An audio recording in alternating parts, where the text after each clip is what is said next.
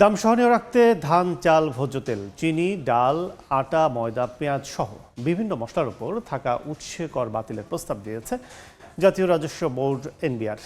আজ প্রধানমন্ত্রীর সামনে উপস্থাপন করা হচ্ছে এ বিষয়ে খসড়া। বৈঠকে অনুমোদন পেলেই চূড়ান্ত করা হবে নতুন বাজেটে।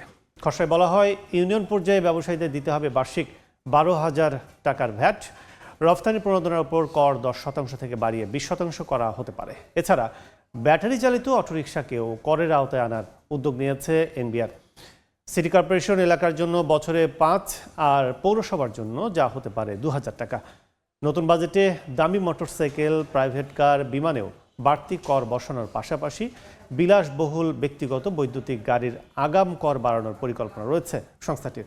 তবে ব্যক্তি পর্যায়ে সুদের আয়ের ওপর উৎসে কর বাড়ানোর সিদ্ধান্ত থেকে সরে আসতে পারে জাতীয় রাজস্ব বোর্ড।